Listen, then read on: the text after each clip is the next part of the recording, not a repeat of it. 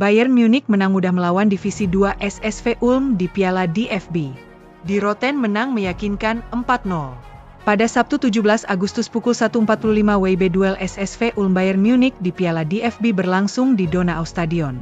Di Roten jelas lebih unggul dari segi pemain dibandingkan Ulm yang berstatus tim promosi ke Bundesliga 2. Bayern tampak memberikan tekanan sejak menit pertama.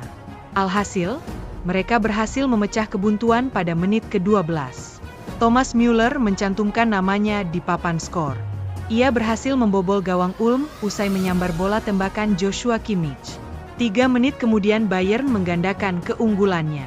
Müller mencetak gol keduanya pada laga ini pada menit ke-15. Bayern terus mendominasi selepas jeda.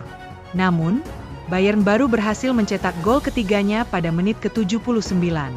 Gol tersebut tercipta usai aksi Michael Olise di sayap kanan.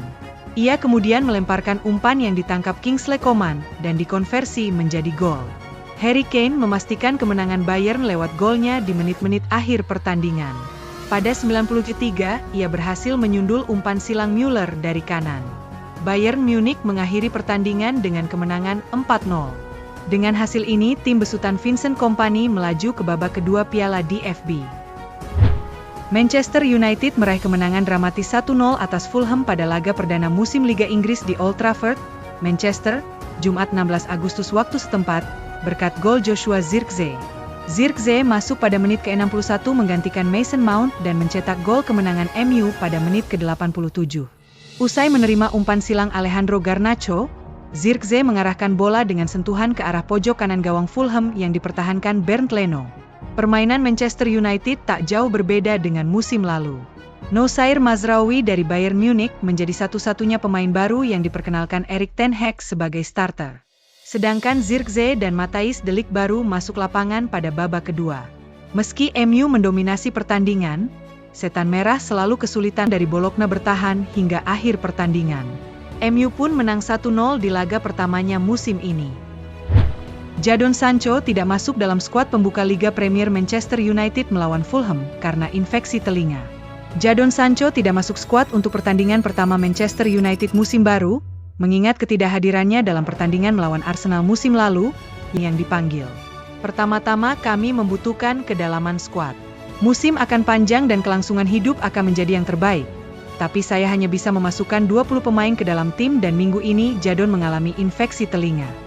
Ini tidak 100%, kata Ten Hag. Sancho telah dikaitkan dengan kepindahan ke Paris Saint-Germain setelah tampil mengesankan melawan Les Parisiens saat dipinjamkan ke Borussia Dortmund musim lalu. Namun, minat PSG terhadap pemain sayap tersebut telah mendingin dan dia diperkirakan akan tetap berada di United musim ini. Ten Hag menegaskan dia akan memiliki lebih banyak peluang. Liverpool tertarik untuk mengontrak Ryan Ait-Nouri dari Wolves saat mereka melanjutkan pencarian pemain baru di jendela transfer musim panas.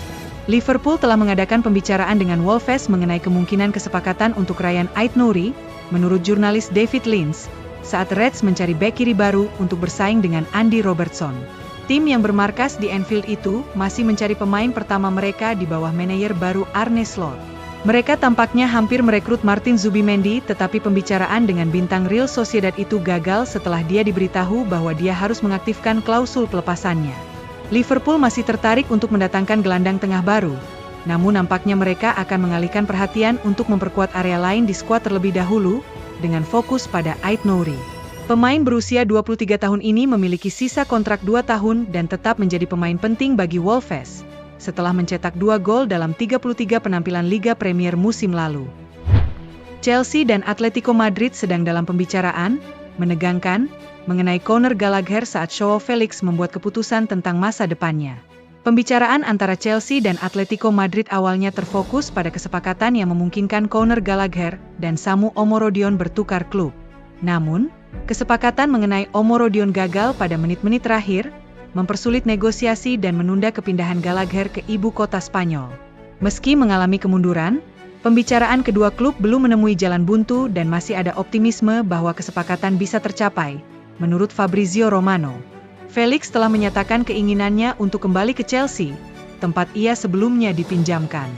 Hal ini menambah urgensi dalam negosiasi, dengan Atletico ingin menyelesaikan kesepakatan dengan cepat, karena klub Spanyol tersebut ingin Gallagher bergabung dengan skuad mereka dan memberikan tekanan pada Chelsea untuk memenuhi tuntutan mereka dan memastikan transfer tersebut terlaksana. Menurut AS, pihak Merah Putih telah menetapkan tenggat waktu yang fleksibel untuk menyelesaikan transfer tersebut, karena mereka bermaksud menghadirkan Gallagher bersama pemain musim panas lainnya dalam presentasi yang dijadwalkan pada Rabu depan. Atletico Madrid telah mendesak Chelsea untuk meningkatkan tawaran mereka untuk Felix, dengan tawaran terbaru dilaporkan mencapai 40 juta pound. Namun, Chelsea belum memberikan tawaran pasti yang sesuai ekspektasi Atletico. Menjelang akhir pekan, negosiasi diperkirakan akan semakin intensif dengan kedua klub mencari solusi.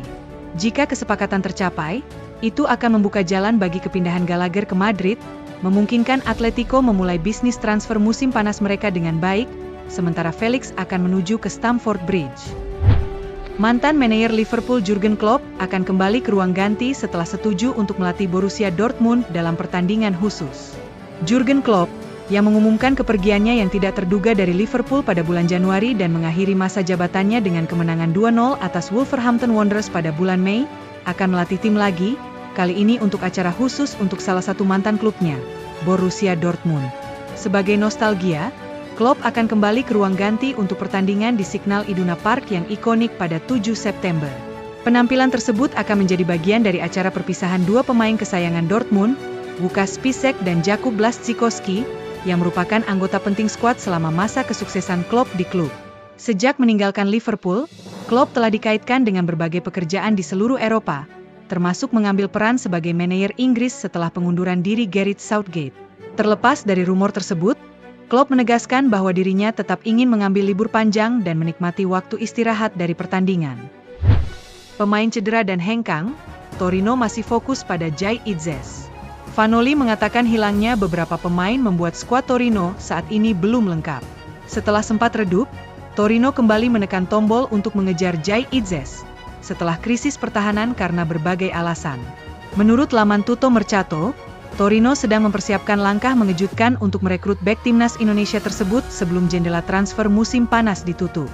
Kabar Torino mengincar Itzes sirna setelah Torino berhasil mendatangkan Saul Coco menggantikan Alessandro Buongiorno yang hijrah ke Napoli.